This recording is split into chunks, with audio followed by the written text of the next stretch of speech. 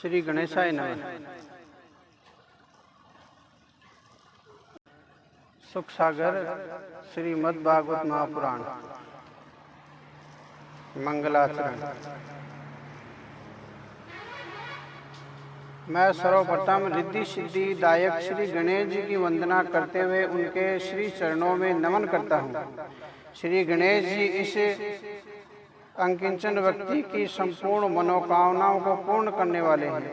मैं उनसे प्रार्थना करता हूँ कि वे मुझे भक्ति और वाणी प्रदान करें ताकि मैं इस महान ग्रंथ का सार तत्व भक्तजन के सम्मुख प्रस्तुत करने में सफल हो सकूं। साथ ही मैं उस निराकार पर ब्रह्मा को नमन करता हूँ जिसकी इच्छा से यह जगत निर्मित हुआ है और जो इस ब्रह्मांड के जनक, पालनकर्ता और संहारक है। समस्त जड़ चेतन जीवों में उन्हीं का तेजोमय अंश निहित है। सृष्टि के पूर्व, आदि और अंत भी वे ही हैं। वे ही महाकर्षण हैं जिनकी सांवली मनोहर सूरत मनुष्य रूप में इस धरती पर अवतार लेती है और जो धर्म के रक्षक तथा दुष्टों के संहारक है। मैं उन श्री कृष्ण जी की रूप माधुरी पर अपना समस्त अस्तित्व न्यौछावर करता हूँ और संपूर्ण भाव से उन्हीं की परम ज्योति में लीन होने की याचना करता हूँ। मैं उनसे प्रार्थना करता हूँ कि जिस प्रकार उन्होंने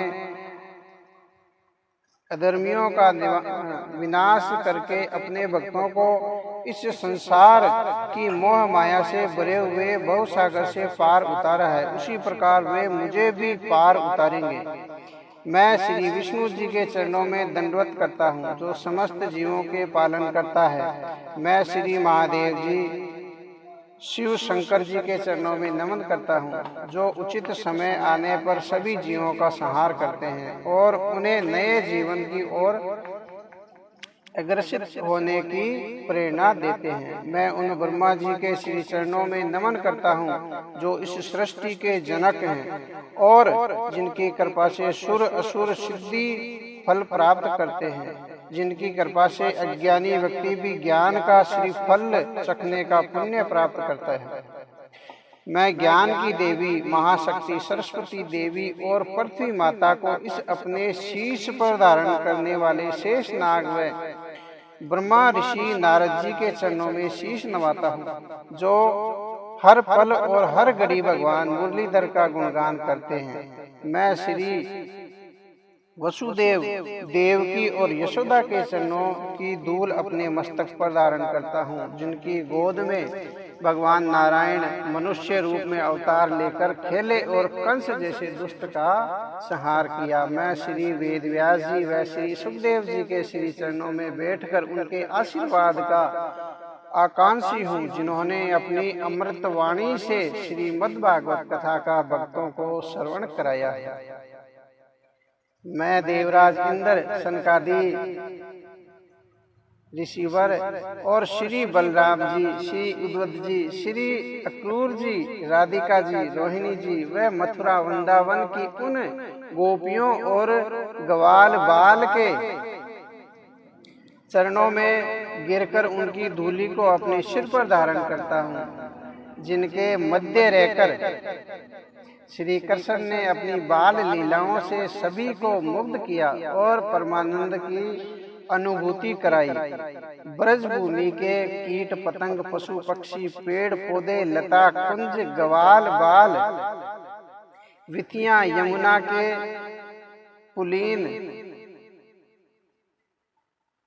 कबंद के वृक्ष, गोप गोपियां, गोवर्धन पर्वत, जल कुंड, जलचर, शीतर और मंद सुगंधित पवन, विविध ऋतुएं सभी मेरे हृदय में हर पल वास करें। यह प्रार्थना मैं श्री गोपाल से करता हूँ कि वे बार बार ब्रज भूमि की धूल में लौटने का अवसर मुझे प्रदान करें, यानी कथा पढ़ने का, कथा सुनने का आशीर्वाद देवे।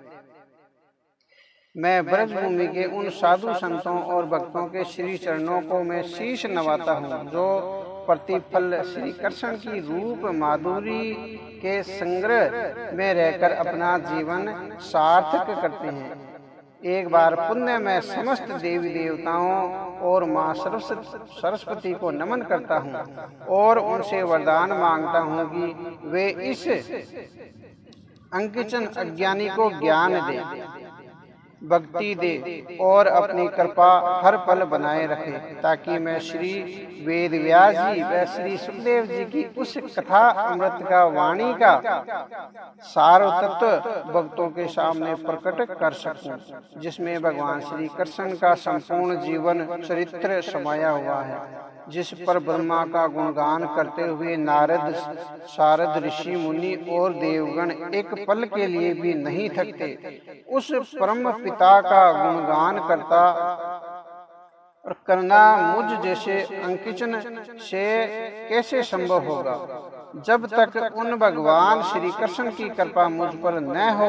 अतः एक बार पुण्य मैं उनसे भक्ति का वरदान मांगता हूँ कि वे मुझे मार्ग दिखाएं और स्वयं भी वाणी बनकर इस लेखनी का नोक पर विराजमान हो। ओम भगवते वासुदेवाय नमः।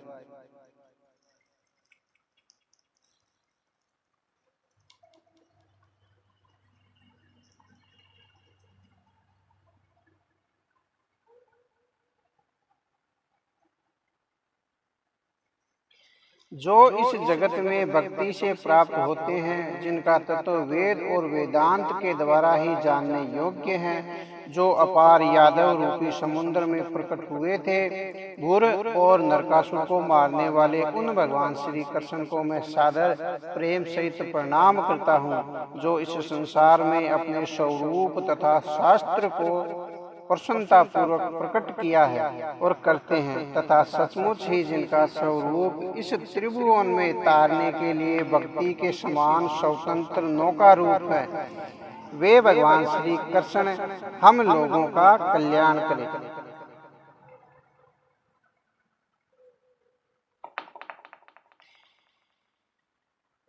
कुछ कुछ लालिमा लिए हुए श्री कृष्ण का जो चरण कमल मेरे हृदय कमल में सदा दिव्य प्रकाशित फैलता रहता है और भक्त जनों की मनोवांछित मनोकामनाएं पूर्ण किया करता है, उसे मैं बारंबार नमस्कार करता हूँ। ओम भगवते वासुदेवाय नमः।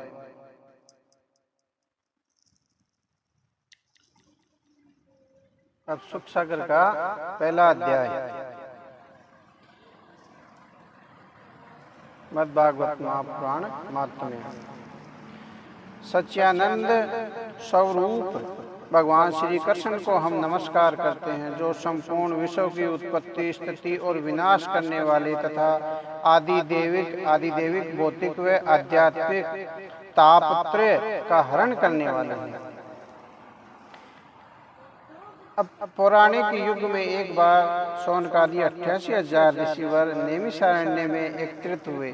वहाँ श्री वेद व्यास जी के पौराणिक शिष्य सूत जी विराजमान थे। उन ऋषियों ने सूत जी से प्रार्थना की कि वे कोई ऐसी कथा सुनाएं जिसमें लीला में परमेश्वर की भक्ति, ज्ञान, वैराग्य का समावेशन सर्वाधिक हो।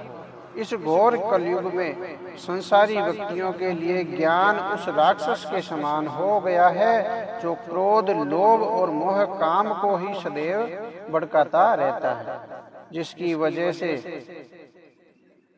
मनुष्य हर पल हर घड़ी दुखी रहता है। आप कोई ऐसा चरित्र हमें सुनाएं जिसे सुनकर हमारे हृदय में भक्ति का संचार हो और हमारी प्रीति श्री हरि के चरणों में हो। ऋषियों की बात सुनकर सूत जी बोले, ऋषिवर, इस कलयुग में काल रूपी सर्प के चंगुल में फंसे हुए लोगों के उद्धार के लिए आपने जो कथा सुनने की इच्छा प्रकट की है, वह स्तुति योग्य है। मैं आपको वह कथा सुनाता हूँ जिसे श्री सुखदेव जी ने राजा परीक्षित को सुनाया था। उस कथा का नाम श्री मद्भागवत पुराण यानी कथा है, श्री मद्भागवत कथा है। सूत जी ने कथा का शुभारंभ करते हुए कहा, एक बार श्रृंगी ऋषि ने राजा परीक्षित को श्राप दे दिया था कि तेरी मृत्यु आज से 7वें दिन हो जाएगी। राजा परीक्षित मृत्यु के भय से दुखी होकर श्री सुखदेव जी के पास आया। उन दिनों श्री सुखदेव जी गंगा के किनारे ऋषि मुनियों के सामने आध्यात्मिक प्रवचन किया करते थे। राजा की प्रार्थना पर उन्होंने उनका मृत्यु भय दूर करने के लिए यह श्रीमद्भागवत कथा सुनाई थी। जिस समय श्री सुखदेव जी कथा सुनाने के लिए तैयार हुए, उसी समय स्वर्ग के देवगण अमृत कलश लेकर वहां उपस्थित हो गए और श्री सुखदेव जी से बोले, ऋषिवर, आप यह अमृत पीकर अमर हो जाए और हमें कोई सुंदर कथा सुनाए। इस पर श्री सुखदेव जी ने देवताओं से कहा, इस अमृत को पीकर तो लोग देवों की भांति अमर हो जाते हैं। यह अमृत हमारे किसी काम का नहीं है। स्वर्ग में आयु का कुछ पता नहीं चलता। वहाँ ब्रह्मा के एक दिन में 14 इंद्र बदल जाते हैं। तुम्हारे इस अमृत से तो वह कथा अमृत के समान है, जिसमें भगवान श्री कृष्ण का चरित्र है और जिसे सुनने के उपरांत मनुष्य जन्म तथा मृत्यु के आवागमन से मुक्त हो जाता है। महाराज परीक्षित भी इस कथा को सुनने के इच्छुक हैं। यह कथा सनकादि ऋषियों ने नारद मुनि को 1 सप्ताह के भीतर सुनाने की विधि बताई थी। आप भी यदि सुनने के इच्छुक हो तो विराजें। सूत जी की बात सुनकर देवतागण वहां बैठ गए, पर सौनकादि ऋषियों ने श्री सूत जी से पूछा, सूत जी, नारद जी तो घड़ी से अधिक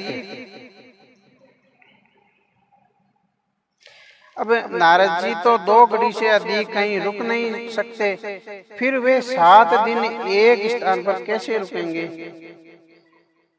सूत जी बोले, एक समय सनक, सनंदन, सनातन और सनत कुमार नामक 4 ऋषि भाई घूमते हुए बद्री का आश्रम में आए। वहाँ उन्होंने नारद जी को उदास बैठे देखा तो पूछा कि आज वे किसी मानसिक चिंता में डूबे हुए हैं।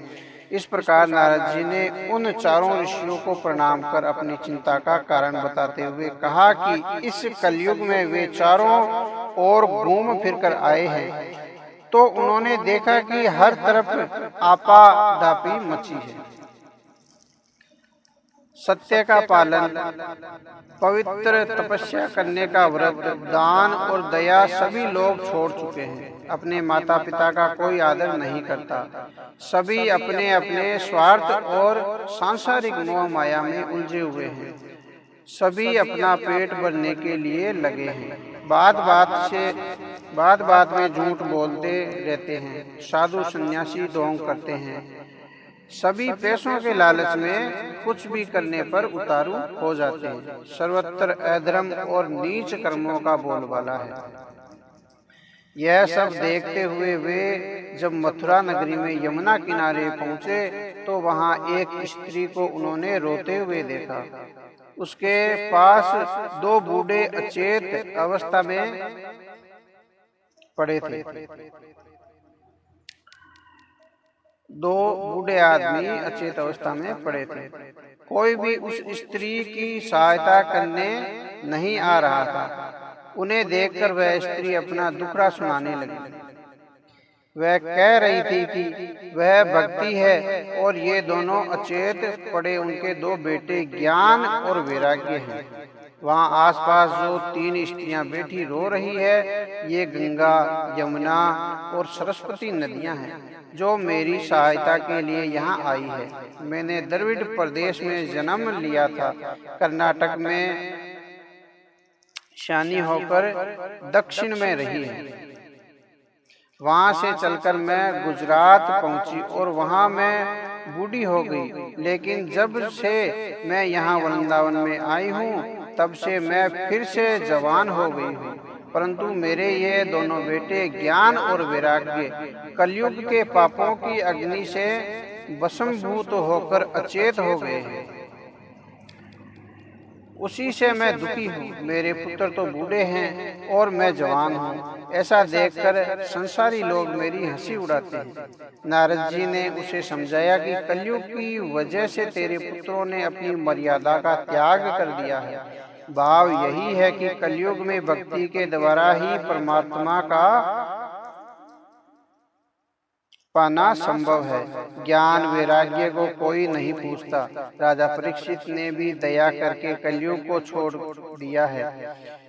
इसी का परिणाम उन्हें भुगतना पड़ रहा है। दूसरे लोगों को भी धर्म कर्म छोड़ देने के कारण दुख उठाना पड़ता है। केवल भजन कीर्तन के द्वारा ही नारायण को प्रसन्न किया जा सकता है। कलयुग का यही धर्म है। इस युग में तो ब्राह्मण दान लेकर भी प्रायश्चित नहीं करते। सभी के मन में क्रोध, लोभ, काम और अहंकार भरा रहता है। नारद जी की बात सुनकर भक्ति ने कहा, ऋषिवर आप धन्य हैं। मुझे बड़े भाग्य से आपके दर्शन हुए हैं। आप सभी का दुख हरने वाले हैं। आप कोई ऐसा उपाय बताएं कि मेरे ये दोनों पुत्र ज्ञान और वैराग्य फिर से युवा हो जाए। इसमें मेरा दुख छूट जाएगा और मुझे फिर से जीवन दान मिल जाएगा। मैं आपको बार बार नमस्कार नमन करती हूँ। कृपा मेरा दुख और क्लेश दूर कीजिए।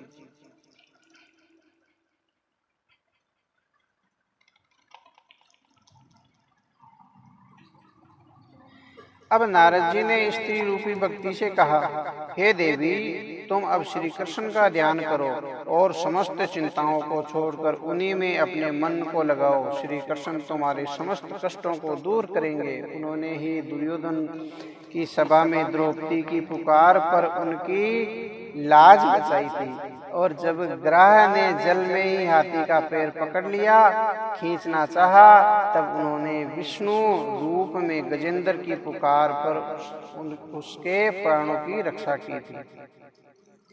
श्री कृष्ण ने अपने भक्तों को बड़ा प्रेम करते हैं और उनकी पुकार पर वे नंगे पैरों भागे चले आते हैं। वे भक्ति बैकुंठनाथ श्री विष्णु को भक्तों से इतना प्यार करते हैं कि वे ऊंच नीच का भेद भी नहीं करते। जहाँ भक्ति का वास होता है वे वहाँ तत्काल पहुँच जाते हैं। सतयुग, त्रेता और द्वापर युगों में ज्ञानी लोग यज्ञ, तप, दान, धर्म करके मोक्ष प्राप्त करते हैं, परंतु कलयुग में तो भक्ति के द्वारा ही जीवों का इस भवसागर से उद्धार हो जाता है। ज्ञान और वैराग्य को इस युग में कोई नहीं पूछता, यानी कलयुग में कोई नहीं पूछता।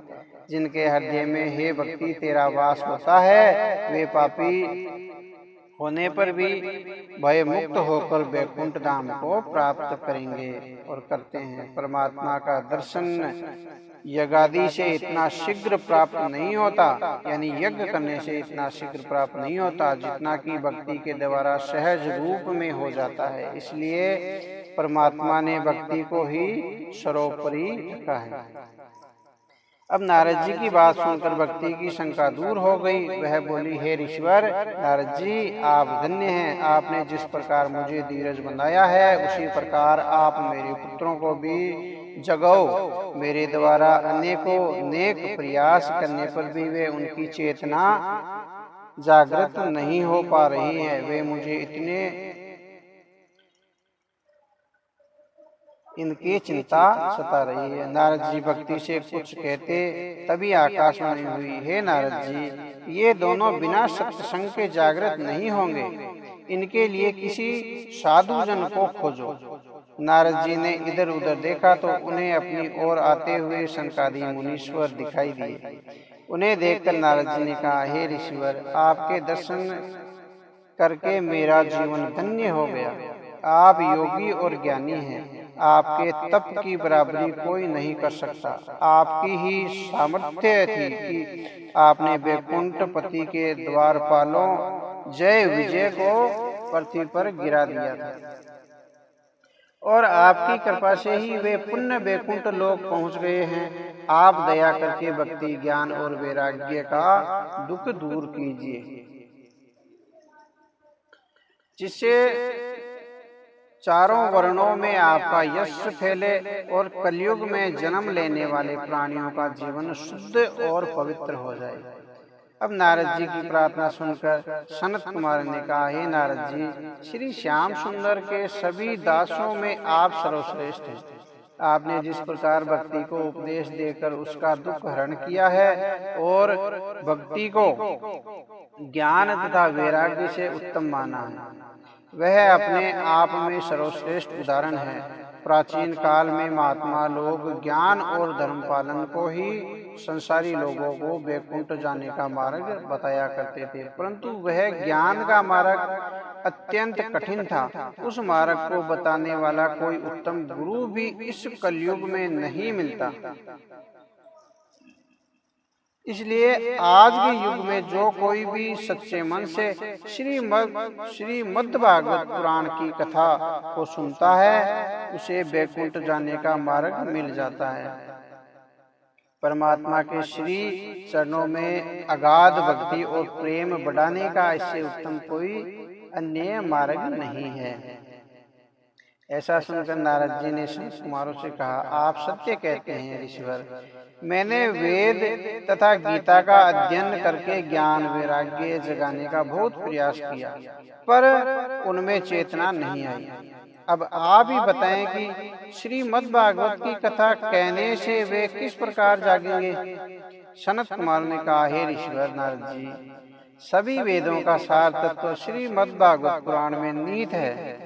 उसके एक एक श्लोक व पद में वेदों का अर्थ दूध में घी की तरह भरा है, जिसका उचित मंथन करके ही घी को प्राप्त किया जा सकता है। श्री वेद व्यास जी ने वेदों द्वारा मंथन करके उसके सारत्व यानी सार को श्रीमद् भागवत पुराण में भर दिया है। आप तो सब जानते ही हैं, फिर अनजान क्यों बन रहे हैं और हमें क्यों पूछ रहे हैं। श्री नारायण ने श्रीमद् भागवत के चारों श्लोक श्री ब्रह्मा जी को सुनाए थे। आपने भी उन्हें सुना था और उन्हें आपने श्री वेद व्यास जी को बताया था। वेद व्यास जी ने उन्हें विस्तार देकर श्रीमद् भागवत की रचना की है। वही कथा सभी प्राणियों का दुख हरण करने के लिए भवसागर है और इस संसार की मोह माया से उनका उद्धार करने वाली है। नारद जी ने जगदीश्वर अब भाग्य से ही सत्संग प्राप्त होता है। आपके दर्शनों से यह सौभाग्य आज मुझे प्राप्त हुआ है। अब आप मुझे यह बताइए कि इस भागवत कथा का पारायण कहाँ पर करना चाहिए और कितने दिनों में करना चाहिए।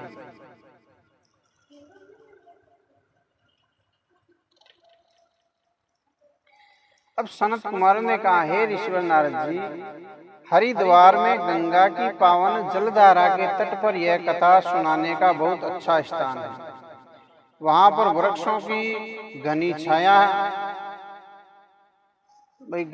है। बहुत से ऋषि व मनीषी ज्ञान साधना में लगे हुए वहां निवास करते हैं। उस स्थान पर यह कथा रूपी यज्ञ करने से ज्ञान वैराग्य में लगे हुए लोग जाग जाएंगे और भक्ति रस के आनंद में सराबोर हो जाएंगे।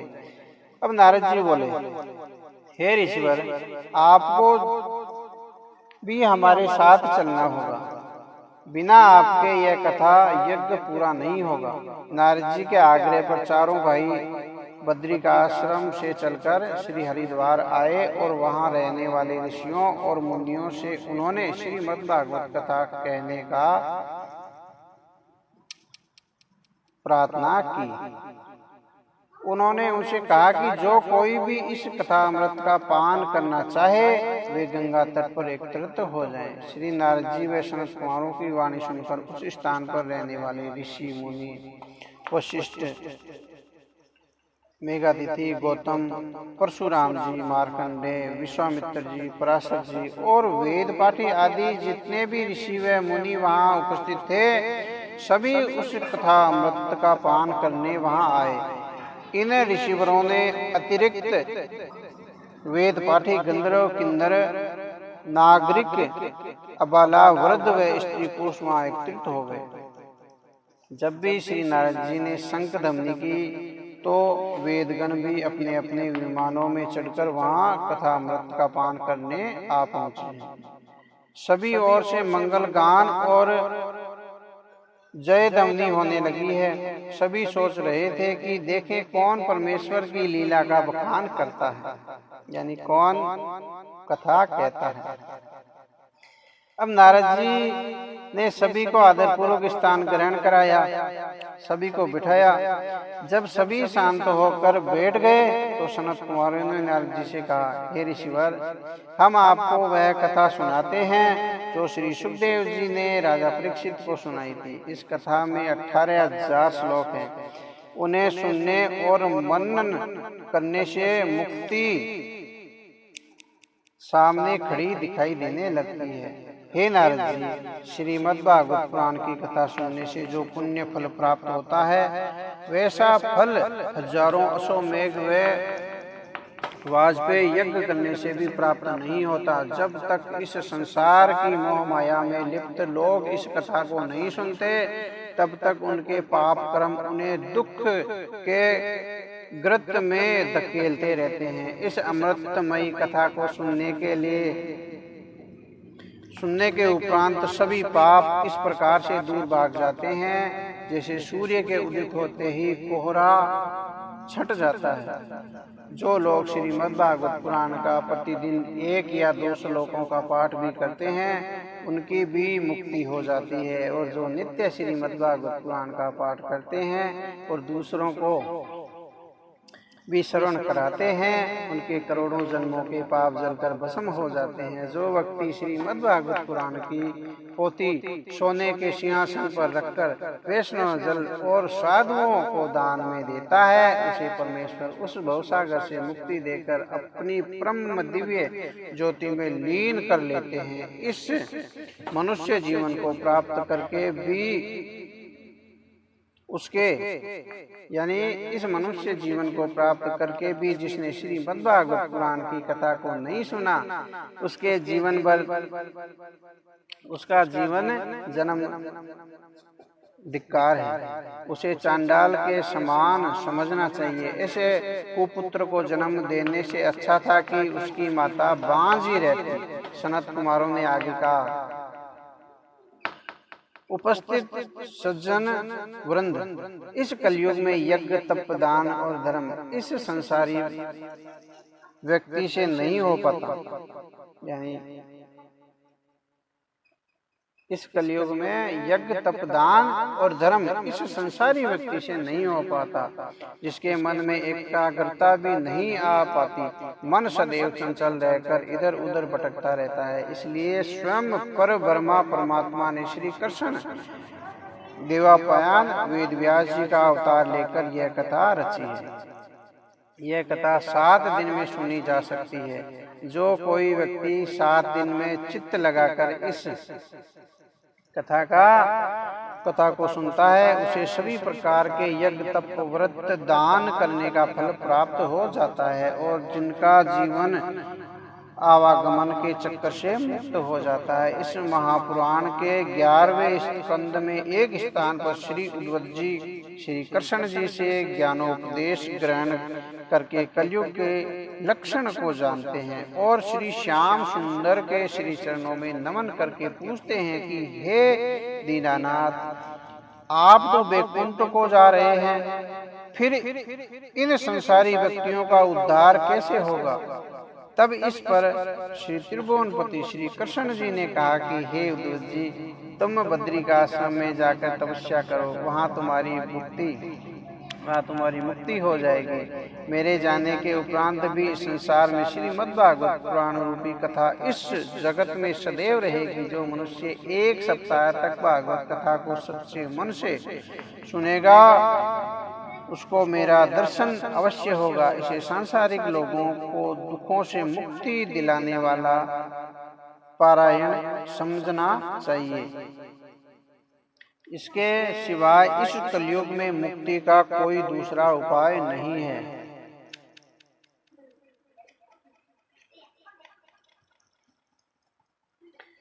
इतनी कथा सुनाने के बाद सूत जी ने शौनकादि ऋषियों से कहा, ऋषि श्रेष्ठ मुनीश्वर, जब श्री सनत कुमार ने वहाँ सप्ताह का पारायण करके श्रीमद् भागवत की कथा सुनानी प्रारंभ की, तब सभी ने उसे पूर्ण मनोयोग से सुना। उस कथा के स्मरण से भक्ति के वे दोनों बूढ़े पुत्र ज्ञान और वैराग्य अचेत अवस्था से चैतन्य होकर उठ खड़े हुए।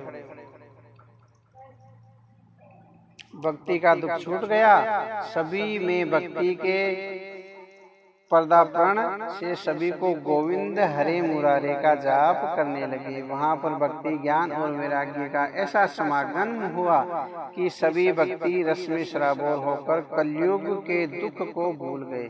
सभी का मन उस सप्ताह कथा से शुद्ध पवित्र एकाग्र हो गया।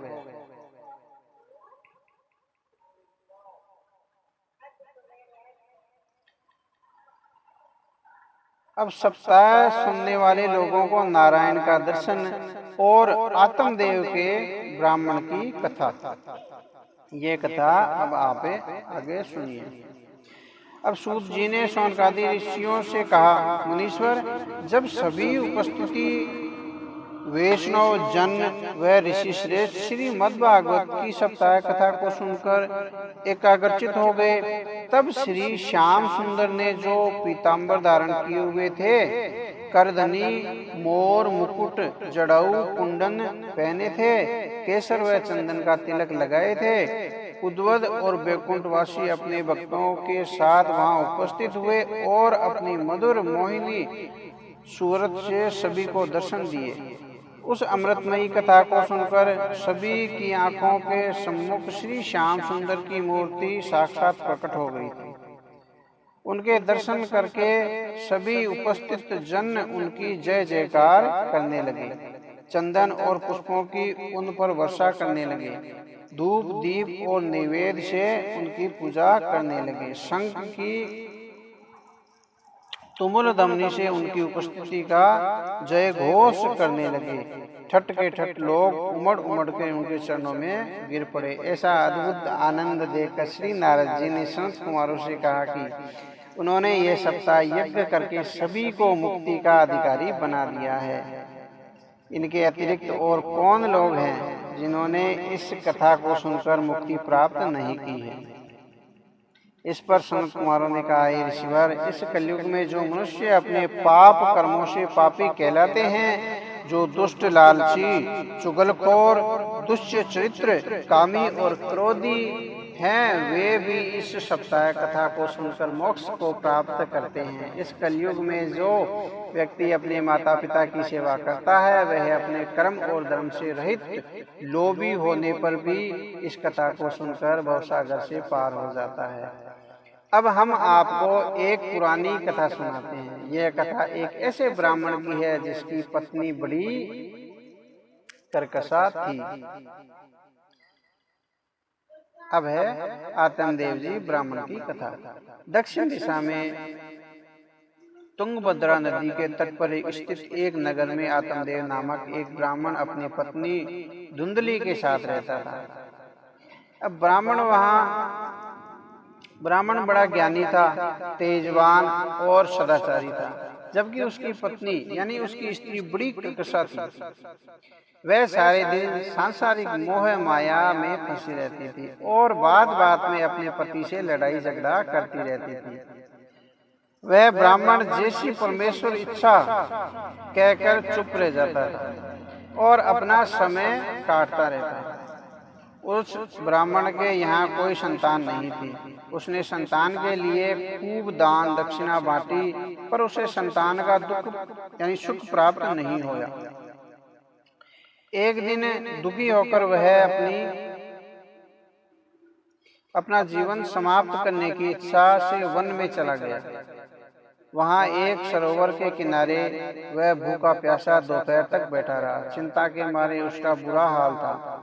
संतान न होने के कारण उसके पितरों को मुक्ति नहीं मिलेगी, यह सोच कर वह हैरान परेशान था। उसी समय एक सन्यासी वहां आया और उस ब्राह्मण को उदास देखकर उसकी उदासी का कारण पूछने लगा, यानी आत्मदेव से पूछने लगा। अब ब्राह्मण ने संतान न होने का अपना दुख उसे बताया और कहा कि उसकी पालित गाय भी बांझ है, यानी आत्मदेव ने जो गाय पाल रखी है वो भी बांझ है, और जो वृक्ष उन्होंने लगाया है उस पर भी फल नहीं आते हैं। बाजार से जो फल वह लाता है वे भी सूख जाते हैं। सन्यासी ने ब्राह्मण को सांत्वना देते हुए उसकी कर्म रेखा देखी तो कहा कि तेरे भाग्य में 7 जन्मों तक संतान का सुख नहीं है, इसलिए उसके लिए प्रयत्न करने का कोई लाभ नहीं। वैसे यह सांसारिक माया झूठी है। कलयुग में पुत्र से सुख नहीं, दुख ही प्राप्त होता है। सभी भाई बंधु मतलब के साथी होते हैं। तू ब्राह्मण पुत्र है, तुझे अपना मन हरि भक्ति में लगाना चाहिए, इससे तुझे सुख प्राप्त होगा। श्री हरि की शरण के बिना प्राप्त होने वाले सुख अंत में दुखी का कारण बनते हैं।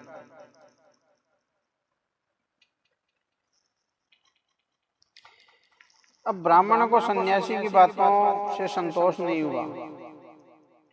वह संतान प्राप्ति की ही रट लगाए रहा। उसे अधिक दुखी जानकर उस सन्यासी ने उसे एक फल दिया और कहा कि इसे ले जाकर अपनी पत्नी को खिला देना, तुझे अवश्य पुत्र का सुख मिलेगा। ब्राह्मण सुखी होकर खुशी खुशी अपने घर लौट आया और उसने वह फल अपनी पत्नी को खाने के लिए दे दिया और कहा कि इसके खाने से उसे पुत्र की प्राप्ति होगी।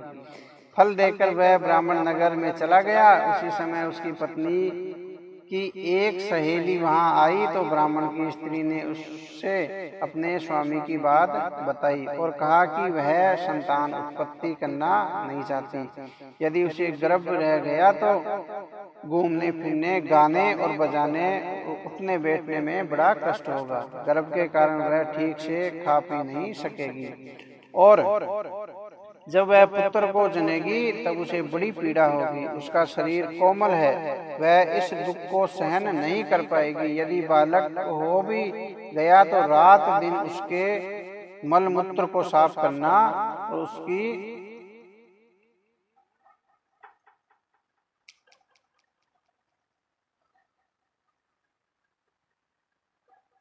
ये उससे नहीं हो पाएगा, इससे तो बांझ ही भली। उसकी सहेली ने उसे समझाया कि वह फल को कहीं छिपा दे और पति से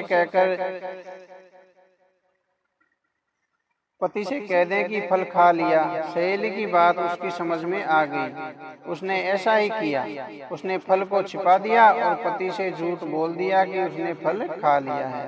कुछ दिनों बाद उस ब्राह्मणी की बहन यानी उसके घर आई तो उसने अपनी बहन को उदास और कमजोर देखा तो पूछा कि यह सब क्या हुआ है, उसकी उदासी का कारण क्या है। इस पर ब्राह्मणी ने अपनी बहन को सारी बात सुना दी और बोली कि वह इसलिए चिंतित और उदास है कि गर्भ तो उसके है नहीं, फिर वह अपने पति से यह झूठ कब तक छिपा पाएगी। उसकी बहन ने बताया कि वह 1 माह की गर्भवती है, वह पुत्र प्रसव करेगी तो उसे दे देगी। यह फल वह गाय को खिला दिया। ब्राह्मणी ने प्रसन्न होकर वह फल अपनी गाय को खिला दिया। समय आने पर ब्राह्मणी की बहन ने एक पुत्र को जन्म दिया। ब्राह्मणी तत्काल चुपचाप उस नवजात शिशु को ले आई और उसने ब्राह्मण से कह दिया कि उसे पुत्र हुआ है। कुछ समय के बाद ब्राह्मणी की गाय ने भी एक सुंदर मनुष्य रूपी बालक को जन्म दिया। अपने कान यानी उसके कान गाय के जैसे बहुत बड़े बड़े थे। ब्राह्मण दोहरी खुशी पाकर खूब प्रसन्न हुआ।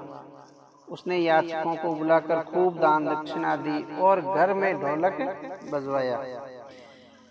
ब्राह्मणी ने अपने पति से कहा कि उसको दूध नहीं उतर रहा है, जबकि उसकी बहन को खूब दूध उतर रहा है।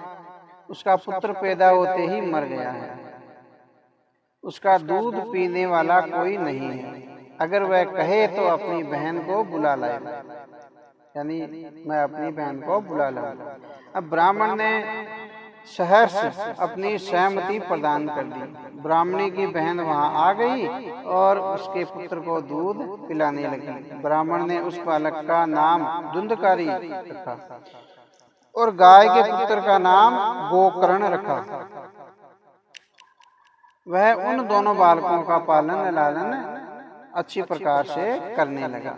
जब दोनों बालक सियाने हुए तो गोकर्ण पढ़ लिख कर बड़ा पंडित और बुद्धिमानी हुआ, यानी गाय का पुत्र था वो बड़ा बुद्धिमानी हुआ, जबकि धुंधकारी महामूर्ख, अधर्मी, चोर, जुआरी और लंपट बना। गोकर्ण का समय धर्म कर्म में व्यतीत होता था और धुंधकारी का कुकर्मों में, और गोकर्ण का समय शास्त्रों के अध्ययन, तीर्थ करने में और संत महापुरुषों के संग में बिताना, और जबकि धुंधकारी वेश्यागमन करता और घर का सारा धन उस पर लुटाने लगा है और लगा था। वह धन न देने पर अपने माता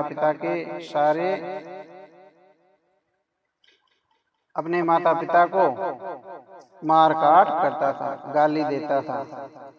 अब ब्राह्मण उसकी दशा देखता तो दुखी होकर कहता था कि इससे अच्छा तो मैं निसंतान ही था। उसे सन्यासी की एक एक बात याद आ रही थी। वह सोचता था कि इस जीवन में मरना ही अच्छा, इस जीवन से तो मरना ही अच्छा, इन दुखों से तो छुटकारा मिल जाता।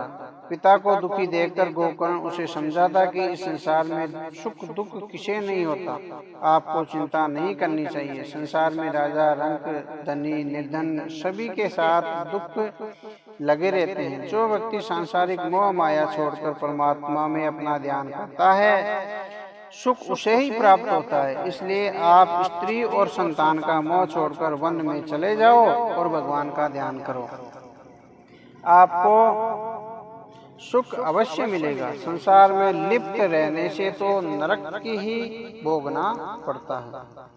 गोकर्ण की बातें सुनकर ब्राह्मण को कुछ ज्ञान उत्पन्न हुआ और उसने अपने पुत्र गोकर्ण के कहने पर वन में जाकर अपना मन श्री हरि के चरणों में लगा दिया।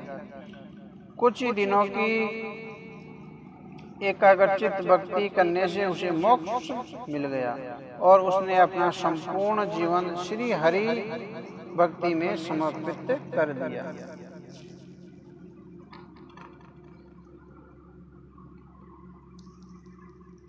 अब धुंधकारी की प्रेत योनि से मुक्ति, यह कथा है। अब आत्मदेव ब्राह्मण गोकर्ण के कहने पर जब वन में चला गया तो धुंधकारी ने पैसों के लिए अपनी माता को मारना पीटना शुरू कर दिया। वह उससे गड़े हुए धन के बारे में पूछता, पर धन कहीं नहीं था। वह कब तक बहाने बनाती। एक रात अपने पुत्र के अत्याचारों से बचने के लिए उसने कुएं में कूदकर अपनी जीवन लीला समाप्त कर ली। जब गोकर्ण ने धुंधकारी का यह हाल देखा तो वह भी घर छोड़कर कहीं चला गया। वह विभिन्न तीर्थ स्थानों में जाकर भगवान का भजन पूजन करता और सभी के सुख दुख में समान भाव से सम्मिलित होता। गोकर्ण के जाने के बाद धुंधकारी वेश्यागमन का खर्च उठाने के लिए चोरी चकारी और ठगी का धंधा करने लगा। एक दिन वह कहीं से बहुत सारा धन और आभूषण चुरा कर लाया और उसे ले जाकर उसने वेश्या को दे दिया। उस रात वह वेश्या के यहाँ ही सोया। रात्रि में जब वह गहरी नींद में था तो वेश्या के घर वालों ने विचार किया कि यह चोरी करके धन लाता है, यदि यह पकड़ा गया तो राजा उसके साथ साथ हमें भी दंडित करेंगे। इससे तो अच्छा है कि इसे ही सदैव के लिए मौत के मुंह में धकेल दिया जाए, यानी इसे मार दिया जाए। उन्होंने उसके गले में फंदा डालकर पहले तो उसे छत से लटका दिया, लेकिन जब वह नहीं मरा तो जलती लकड़ियों से उसका चेहरा जलाकर उसे मार दिया गया और घर के आंगन में एक गड्ढा खोदकर उसकी लाश को उसमें दफन कर दिया गया। वेश्याएं किसी भी मित्र यानी वेश्याएं का कोई भी मित्र नहीं होता। उन्हें तो सिर्फ धन से मतलब होता है। मुख में जुबान बड़ी मीठी होती है और पेट में विष भरा रहता है। लोगों के पूछने पर वेश्या ने यह कह दिया कि वह व्यापार के लिए प्रदेश में गया हुआ है।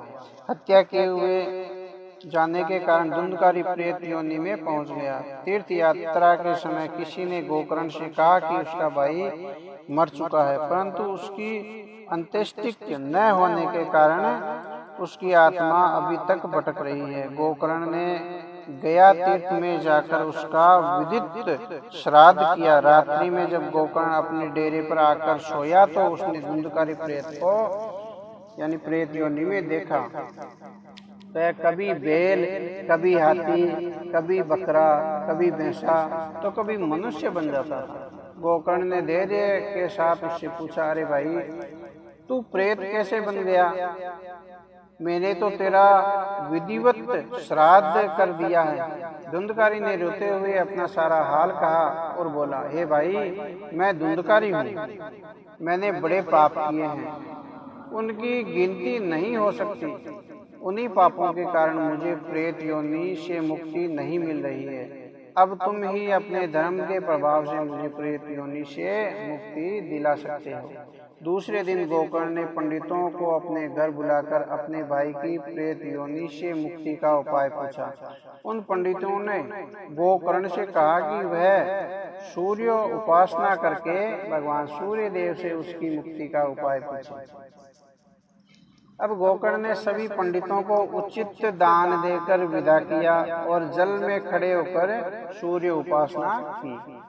सूर्य मंत्र के प्रभाव से भगवान सूर्य देव ने गोकर्ण को दर्शन दिए और जब वरदान मांगने को कहा तो गोकर्ण ने भगवान सूर्य से ऐसा उपाय बताने की प्रार्थना की कि उससे धुंधकारी प्रेत की योनि से मुक्ति हो जाए। वत्सल, श्रीमद् भागवत पुराण कथा का सप्ताह पारायण कराओ और उसे अपने भाई को सुनाओ। उसकी प्रेत योनि से मुक्ति हो जाएगी। यानी जो मग भागवत कथा है वो सुनाओ।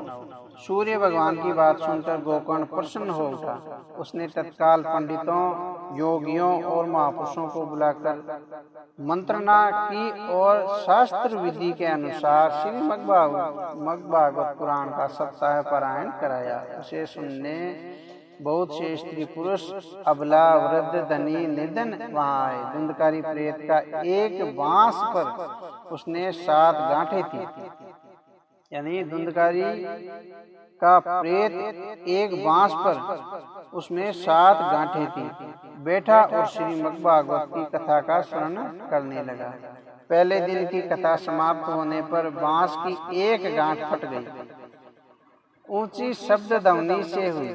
यानी वो जो गांठ फटी उसमें बहुत ध्वनि हुई। इसी प्रकार दूसरे दिन, तीसरे दिन, चौथे दिन कथा की समाप्ति पर बांस की सभी गांठें शोर करते हुए फट गई। फिर 5वें, 6ठे और 7वें दिन भी ऐसा ही हुआ। श्रीमद् भागवत पुराण के 12 स्कंदों की कथा सुनने से धुंधकारी के सारे पाप नष्ट हो गए और वह प्रेत योनि को छोड़कर बैकुंठ लोक में चला गया। गोकर्ण से जाते समय उसने कहा, हे भाई, मैंने अपने जीवन में अत्यंत बहुत पाप किए हैं। मैं अपनी माता और पिता की मृत्यु का कारण बना हूँ। मैंने उन्हें उनके जीवित रहते भी अत्यंत दुख दिया है। भोगों में मेरी बुद्धि को मुझसे छीन लिया था। मुझे तो लगता था कि मैं इन पापों से कभी भी मुक्ति नहीं पा पाऊंगा, लेकिन आपने मुझे मेरे पापों से मुक्ति दिलाकर मुझ पर बड़ा उपकार किया है। श्रीमद् भागवत पुराण की कथा के अतिरिक्त कोई अनन्य उपाय ऐसा नहीं है जो पापों से मुक्ति दिलाने वाला हो। इस संसार रूपी कीचड़ में फंसे लोग श्रीमद् भागवत पुराण के कथा रूपी तीर्थ में स्नान करने से ही पवित्र होते हैं और इस भवसागर से पार हो जाते हैं। यह कथा अत्यंत पावन और जो इसका पारायण किसी सांसारिक ऐश्वर्य भोग की कामना के लिए करता है, उसकी उन समस्त कामनाओं की पूर्ति होती है। वैष्णव को इस पारायण का फल प्रेमा भक्ति के लिए प्रेमा भक्ति के रूप में प्राप्त होता है। इस प्रकार जो जिस भावना से इसका पाठ करता रहता है वह उन्हें प्राप्त होता है। धुंधकारी के प्रेत योनि से छुटकारा पाने के उपरांत वहां उपस्थित पंडितों और महात्माओं ने गोकर्ण से कहा, वत्सल, हमारे मन में एक संदेह उत्पन्न हुआ है, उसे आप मिटा दीजिए। यहाँ उपस्थित हम सभी ने श्रीमद्भागवत कथा का सप्ताह प्रायण सुना, परंतु यहाँ सभी को मुक्ति नहीं मिली, केवल धुंधकारी को ही मुक्ति मिली है और वह वैकुंठ में चला गया है। ऐसा क्यों हुआ? अब गोकर्ण ने कहा, महात्माओं, इस कथा को जो व्यक्ति एकाग्रचित यानी एकाग्रचित होकर केवल मोक्ष प्राप्ति के लिए सुनता है, उसे संपूर्ण जल अवश्य यानी उसका फल अवश्य प्राप्त होता है। लेकिन जिनका चित्त सांसारिक कार्यों में ही लुभा उलझा रहता है, उसे वैसा फल प्राप्त नहीं होता। एकाग्रचित होकर ही मुक्ति प्राप्त होती है। ऐसा सुनकर सभी लोगों की प्रार्थना पर गोकर्ण ने श्रावण मास में पुण्य श्रीमद्भागवत पुराण का सप्ताह पारायण कराया। जिन्होंने एक चित्त होकर उस कथा को सुना, उन्हें लेने के लिए स्वयं श्री कृष्ण वैकुंठ से विमान लेकर पधारे और गोकर्ण सहित उन्हें लेकर वैकुंठ में चले गए। वैसे ही जैसे त्रेता में श्री रामचंद्र जी ने अयोध्या वासियों को लेकर सदैव वैकुंठ गए थे, जिस स्थान पर सूर्य और चंद्रमा की पहुंच भी नहीं है, वहां यह संसारी मनुष्य इस कथा के श्रवण से पहुंच जाता है। इस कथा का माहात्म्य सभी तपों और व्रतों से ऊंचा है, ऐसा सभी को समझना चाहिए। अब नारद जी महाराज पूछ रहे हैं कि भाई मद्भागवत सप्ताह की काई विधि है। अब नारद जी ने ऐसे महात्म्य श्रीमद्भागवत पुराण कथा के सप्ताह पारायण करने की विधि के बारे में श्री सनत कुमारों से पूछा, तो उन्होंने कहा, ऋषिवर, आपने यह सुंदर प्रश्न पूछा है, मैं विस्तार के साथ इस सप्ताह पारायण की विधि आपको बताता हूँ। श्री सनत कुमार ने विधि बताई, वह इस प्रकार है। श्रीमद्भागवत कथा का सप्ताह पारायण वैसे ही किसी भी समय किया जा सकता है, क्योंकि शुभ कर्म करना किसी भी समय उत्तम है। वैसे भादवे में, कार्तिक में, अगन में यह सप्ताह पारायण कराना या करना अति उत्तम माना जाता है। इन मासों में इस कथा को सुनने से बड़ा पुण्य प्राप्त होता है। जब किसी के मन में इस कथा को सुनने की इच्छा जागृत हो, तभी किसी विद्वान व्यास के द्वारा शुभ मुहूर्त देखकर इस सप्ताह का पारायण कराना चाहिए। इस पारायण में अपने इष्ट मित्रों, बंधुओं, बांधवों और सुनने के इच्छुक सभी लोगों को बुलाना चाहिए। इस सप्ताह पारायण के लिए घर का स्वच्छ आंगन, उद्यान, मैदान या तीर्थ स्थान शुभ रहता है। यानी घर में भी शुभ रहती है, घर के आंगन में भी कर सकते हैं, मैदान में भी और तीर्थ स्थान पर भी। ऐसे स्थान पर चांदनी का चंदोवा, केले और आम्र के पत्तों की वंदरवाला आदि का प्रबंधन करके उसे अच्छी प्रकार से अलंकृत करना चाहिए और बिछावना बिछाकर व्यास जी के लिए ऊंचा सिंहासन स्थापित करना चाहिए। यानी जो कथा कहते हैं उनका ऊंचा स्थान स्थापित करना चाहिए। श्रोताओं को कथा श्रोताओं को पूर्व दिशा में मुख करके बैठना चाहिए। एकाग्रचित होकर कथा का सर्वस्वादन करना चाहिए। पहले दिन मुख्य श्रोता को श्री गणेश जी का पूजन करके सप्ताह पारायण में बैठना चाहिए, ताकि कथा के मध्यम में कोई व्यवधान उपस्थित न हो। पहले दिन ही एक विद्वान ब्राह्मण को विष्णु सहस्त्र नाम के पाठ पर बैठा देना चाहिए और ठाकुर जी को तुलसी दल चढ़ाना चाहिए।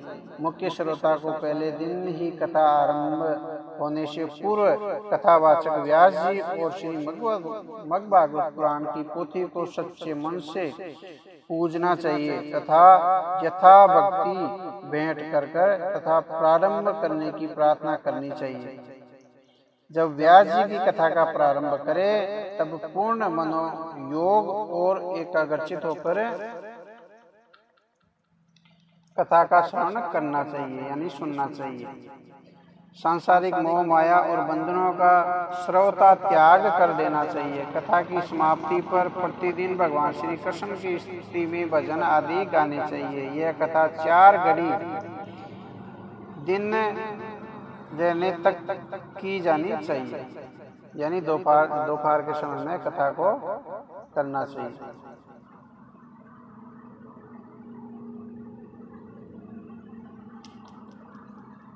दोपहर के समय में कथा को विश्राम देकर दूध फल और अल्पाहार व्यास जी और श्रोताओं को ग्रहण करना चाहिए। सप्ताह पारायण के दौरान नित्य संध्या समय एक बार ही भोजन करना चाहिए। इसके अतिरिक्त 7 दिन तक पूर्ण ब्रह्मचर्य का पालन करना चाहिए। मन के विचारों को दूर रखना चाहिए। भूलकर भी दूषित विचारों और भावों को मन में नहीं आने देना चाहिए। लोभ मोह क्रोध आदि से सदैव दूर रहना चाहिए। रात्रि में पृथ्वी पर शयन करना चाहिए और पत्तल में सदा भोजन करना चाहिए। बासी अन्न दाल शहद बैंगन तरबूज मसूर मेथी उड़द प्याज लहसुन मूली गाजर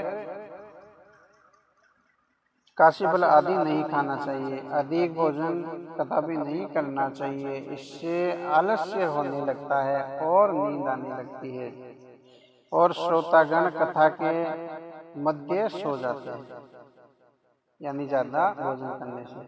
कथा के मध्य किसी की चुगली ईर्ष्या निंदा और क्रोध आदि नहीं करना चाहिए। राजसवला और मलेच्छ को कथा मंडप में बैठने का कथा नहीं सुननी चाहिए।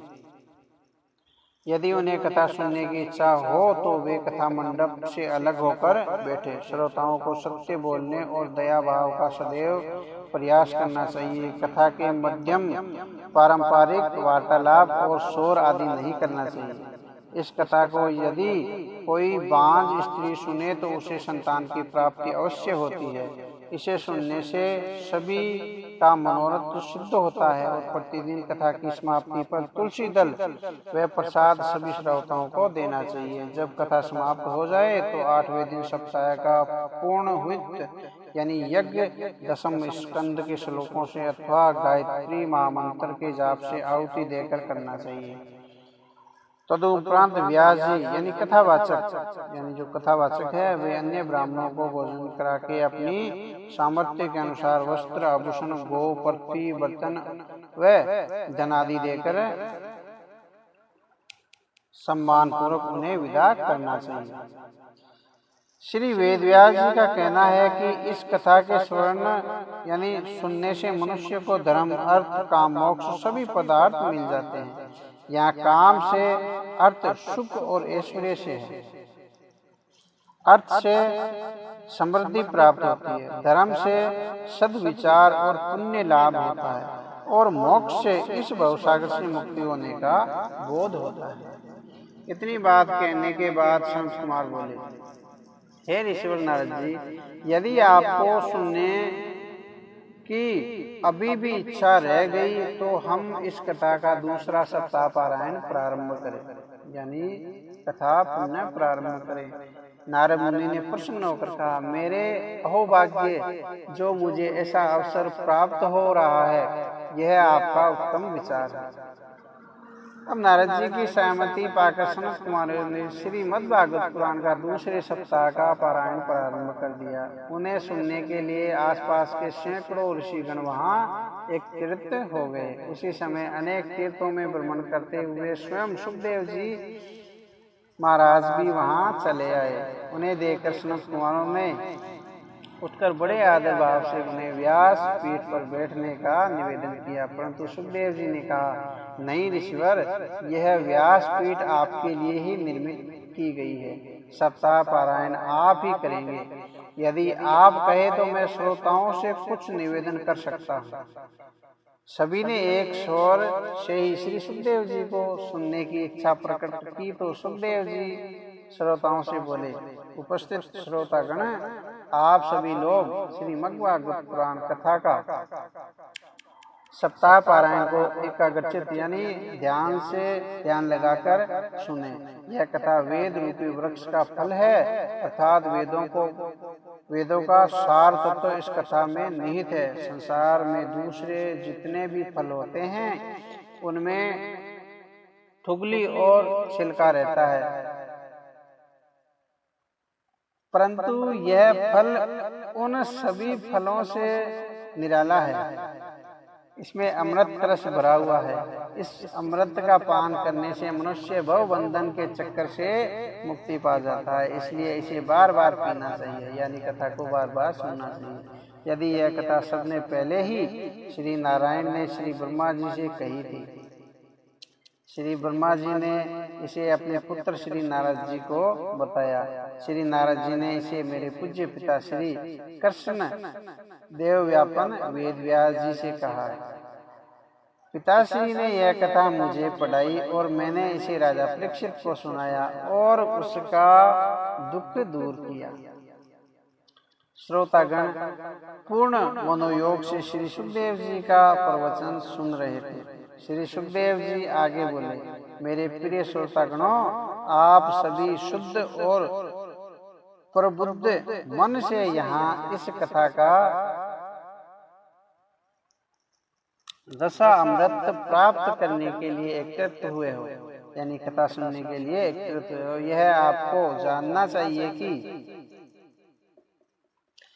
इसमें जो सार तत्व विद्यमान है वह 18 पुराणों के सार तत्व से भी उत्तम है। यानी जो हमारे 18 पुराण हैं हिंदुओं के, उनसे ये श्रेष्ठ सबसे उत्तम बड़ा पुराण है। भागवत पुराण बड़ा है। साधु और वैष्णव जन का यही सर्वोत्तम और बहुमूल्य धन है। स्वर्ग में तपस्वी गण, ब्रह्मलोक में स्वयं ब्रह्मा, कैलाश अर्थात शिवलोक में आशुतोष श्री शिव जी और वैकुंठ लोक में श्री लक्ष्मी जी इस कथा को भी अपने श्रीमुख से गाती है।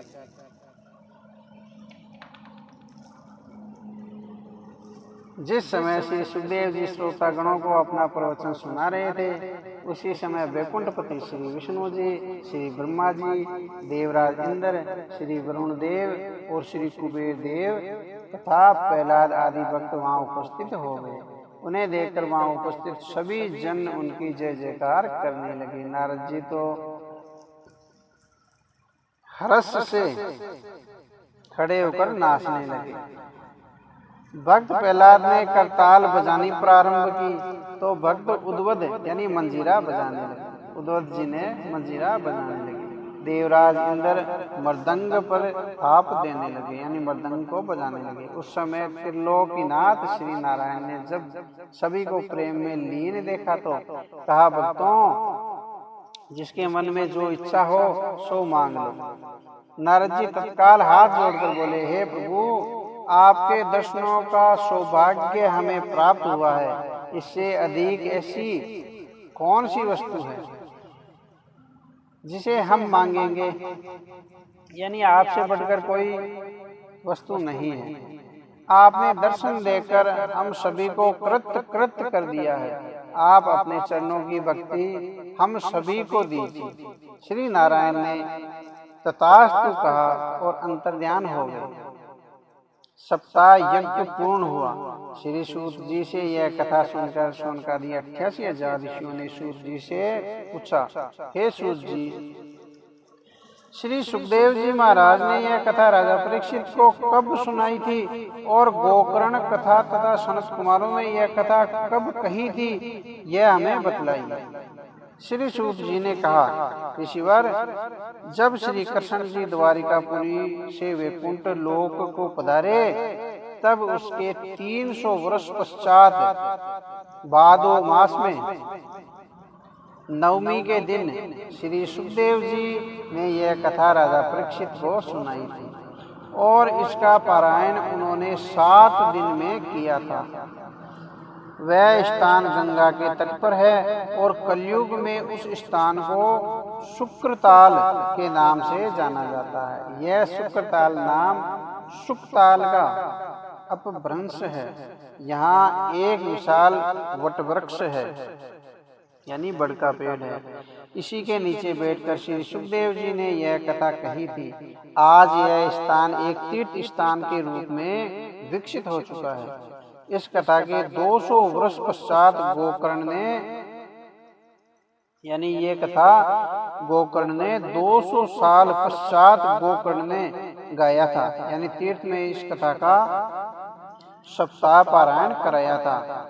इसके 300 वर्ष पीछे इस कथा का सप्ताह पारायण श्री सनत कुमारों ने श्री नारद जी को उपस्थित में कराया था। यहाँ उसी कथा का वर्णन किया गया है। इस अमृतमयी कथा का जो भी प्रेम से श्रवण करता है, सुनता है या दूसरों को सुनाता है, उसको सभी फल प्राप्त होते हैं और वह जीवन मुक्त कहलाता है। जीवन से मुक्ति का तात्पर्य यह है, यहाँ सभी प्रकार की मोह माया और सांसारिक बंधनों से मुक्ति को कहा जाना है। ऐसा भागवत पुरुष अर्थात जीवन मुक्त इस संसार में रहकर भी निरस्त्र यानी भाव से सभी के प्रति प्रेम और संभाव करता है। उसे अपने लिए किसी पदार्थ का लोभ नहीं रहता। वह संसार में रहकर भी संसार से परे होता है। उसका हर फल और हर घड़ी श्री भगवान श्री मुरलीधर की रूप माधुर्य में खोया रहता है।